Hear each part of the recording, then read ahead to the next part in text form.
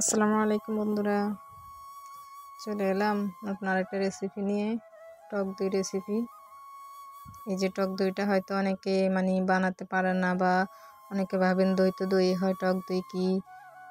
তো এখনকার অনেক রান্নার সাথে এই টক দইটা ইউজ করা হয়। তো এই টক দইটা কীভাবে বানাবেন আজকে আমি দেখিয়ে দেব সম্পূর্ণ রেসিপিটা। আপনারা মনোযোগ দিয়ে দেখুন আর বাসায় নিজে বানিয়ে ফেলুন টক দই, বাজার থেকে কিনতে হবে না। তো চলুন, আমি এখানে চুলায় আগে থেকে চুলাটা অন করে একটা পাতিলে এরকম লিকুইড মিল্ক নিয়েছি আপনার 500 গ্রাম। তো আমি এটাকে জাল করে নেব ভালো মতো এভাবে।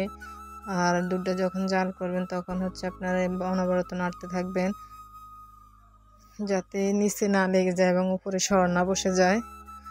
তো এভাবে নাড়তে থাকবেন, এভাবে নাড়ানাড়ি করতে থাকবেন, একদম নাড়াটা বন্ধ করা যাবে না। আসলে অনেকে ভাবে যে টক দইটা কিভাবে বানাবেন, কিভাবে টক দই হয়। তো আসলে মিষ্টি দইটা যেভাবে তৈরি করেন আর কি, টক দইটাও ঠিক একই প্রসেসে হয়। কারণ শুধু এখানে আপনার চিনিটা অ্যাড করতে হয় না, ওখানে চিনিটা অ্যাড করতে হয়, বাস এইটুকুই তফাৎ। না হলে আর সব কিছুই একই রকম, একই প্রসেসেই দইটা তৈরি করা হয়। তো আপনারা যারা বাসায় এই দইটা তৈরি করতে চান আমার রেসিপিটা পুরো ফলো করেন। তো এই যে দেখুন হয়ে গেছে, আমি এই যে ঘনত্বটা তো দেখিয়ে দিলাম, ঠিক এরকম ঘনত্বটা করে আমি এই যে ঠান্ডা করে নিয়েছি। এখন একদম পুরোপুরি ঠান্ডা করব না, আপনার যখন কুসুম গরম থাকবে তখন এই যে আঙুলটা যখন আপনি চুবাতে পারবেন, আর এতটা গরম হলে চলবে। তো আমি এখন এখানে অল্প কিছু, এই যে সামান্য কিছু দই অ্যাড করব, সামান্য বীজ দিব, বেশি না। তো দিয়ে হচ্ছে আমি এগুলোকে ভালো করে ফেটিয়ে দুধটার সাথে মিশিয়ে নেব। নিয়ে আমি একটা দইয়ের বক্স নিয়েছি, এই যে আধা লিটার একটা দইয়ের বক্স নিয়েছি। তো ওটাতে আজকে দইটা ফিট করব। তো আমি সম্পূর্ণ দুধটা এখানে একটা স্ট্রেনারের সাহায্যে আমি ছেঁকে নেব, কারণ এর মধ্যে অনেক সরটর ফুটতে পারে, বা যেগুলো ছেঁকে নিলে খুব ভালো হয়, দইটা খুব সুন্দর হয়। তো এই যে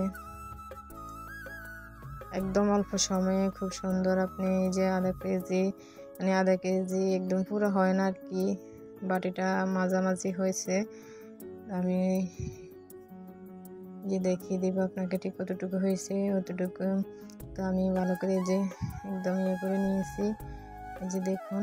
তো আমি এখন এটাকে বসাবো। আজকে আপনাদেরকে আরেকটা টেকনিক দেখাবো, যে দইটা পাতার জন্য আপনারা কম্বল, খাতা এগুলো হয়তো নামিয়ে রাখতে হয়, বা কিছু আপনাদের বাড়িতে যাদের এরকম আলমারি বা আছে, তো এখানে আপনি ওইটার ভিতরে সুন্দর মতো কম্বলের মাঝখানে আপনি যদি এটাকে রাখেন এক রাত, বাস হয়ে যাবে। এই যে আমি এটার মধ্যে রেখেছিলাম, তো আপনাদেরকে দেখালাম। তো এই যে আমি প্রায় 4-5 ঘন্টা রাখছি, আমি এক রাত পুরো রাখিনি, আমি সন্ধ্যার সময় দিয়েছি, রাত 9টার সময় আমি যেটা নামিয়ে নিয়েছি। যদি এক রাত্র পুরো রাখেন দইটা আরও ফিট হবে, আপনাদের জন্য বলছি। তো এই যে আমি দেখুন দেখাচ্ছি কত সুন্দর হয়েছে। আপনাদের যাদের এই রেসিপিটা ভালো লাগছে তারা প্লিজ কমেন্টে জানাবেন, আর বাসায় অবশ্যই ট্রাই করে দেখবেন, এভাবে বানিয়ে ফেলবেন টক দইটা। এই দই দিয়ে আপনি আবারও যে কোনো রেসিপিতে রান্নাতে ব্যবহার করতে পারবেন। খোদা হাফেজ।